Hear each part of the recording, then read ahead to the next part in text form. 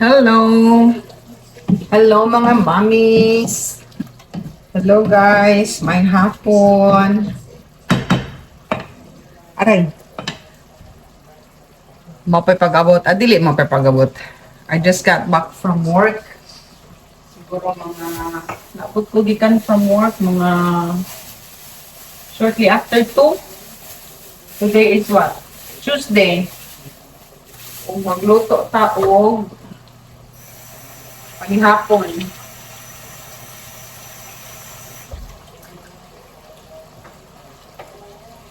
Actually, mga mommies, hupdan ako idea kung sa kong lutoon, no? So, nag-improvise na lang ko. Kung sa akong nakitaan sa, kung ano nakita ko ng mga ingredients na available sa aking fridge.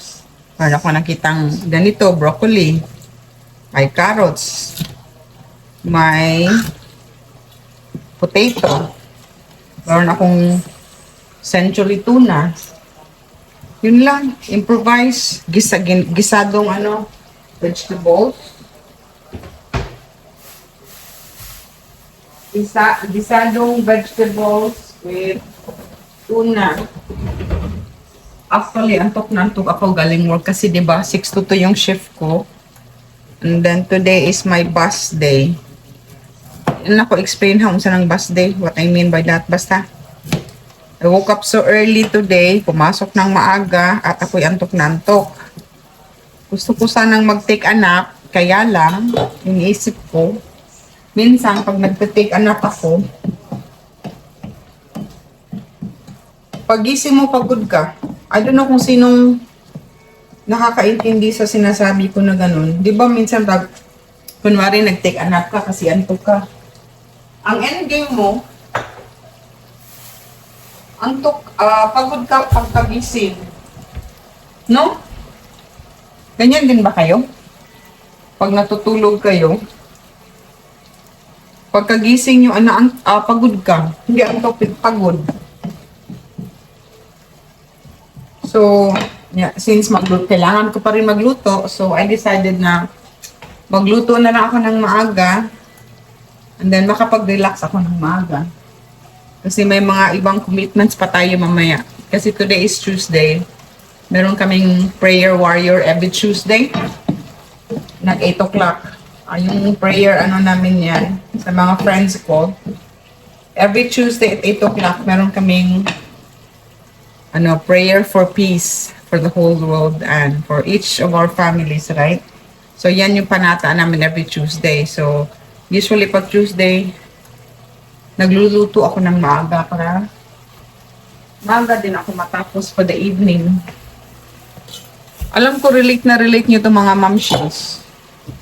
Yung mga gawain natin na dito sa abroad.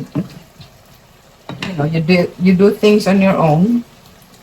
Kailangan tayo magiging madiskarte na nanay.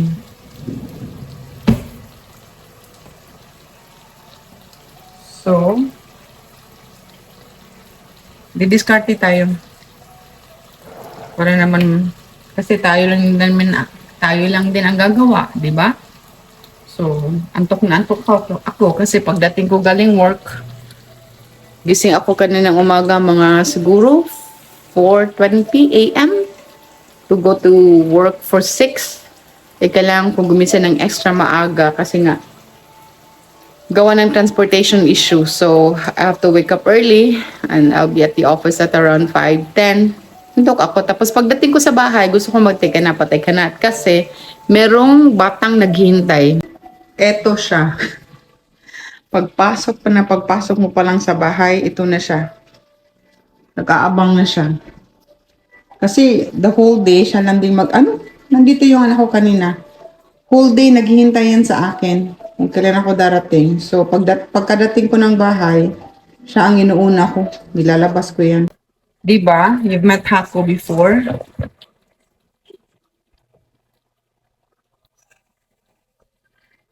Si Hako is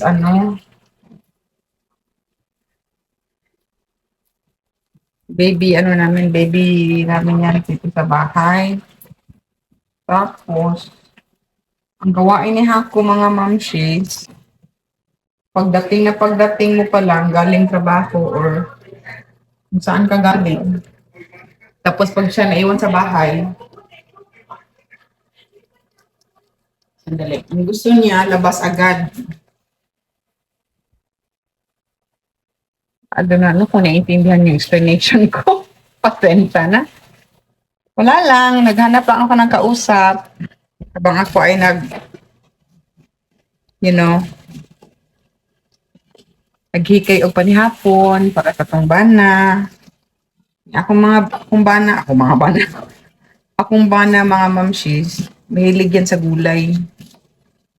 So, ako, buti na lang ako ay na-train ng aking nanay. Marunong ako magluto. Hindi ako chef, pero at least marunong. So, marunong tayong mekos-mekos ng ano. Para buyag medyo paspas pa na itong utok ba? Magpinsar na sa ilutuon. You know?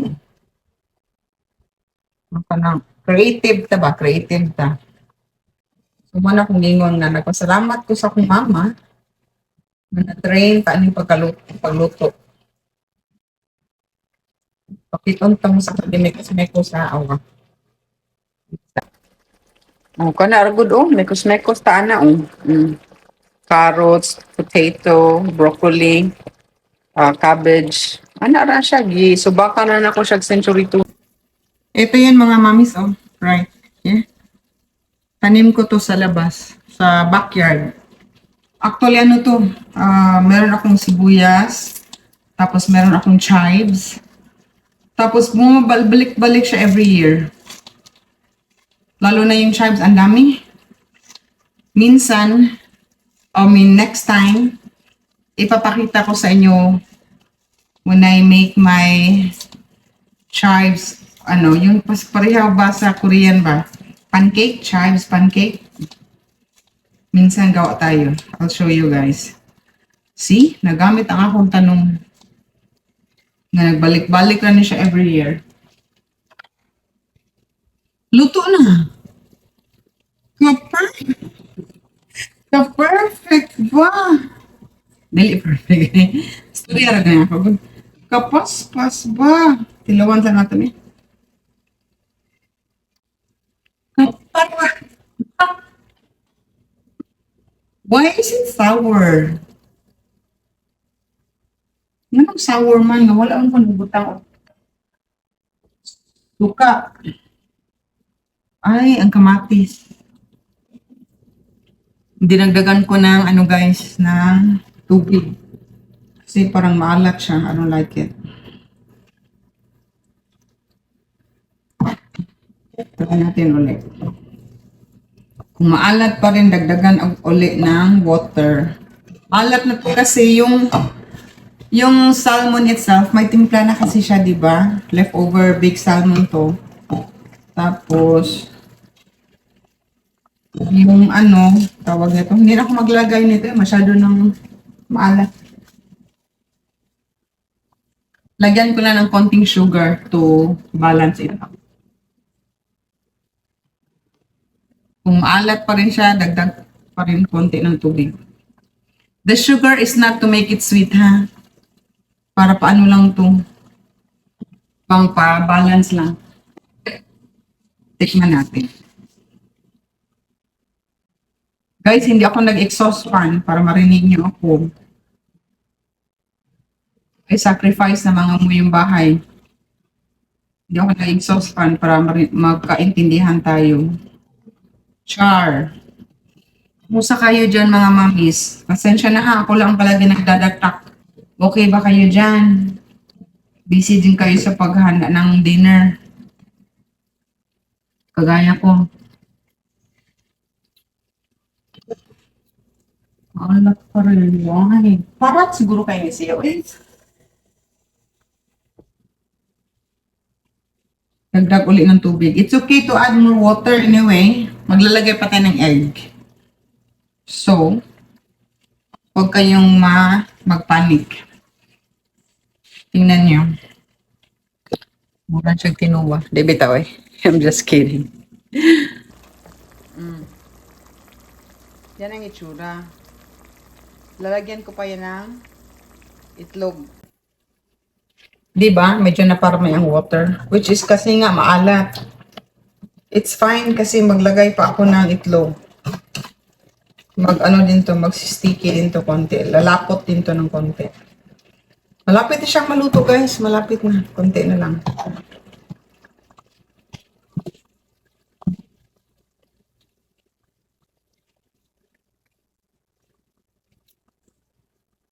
Okay na. Masarap na. See? Dinagdagan ko ng ano? Dinagdagan ko ng konting tubig. So, lagay na natin yung itlog. Muna siya gitaw o kaldeyo.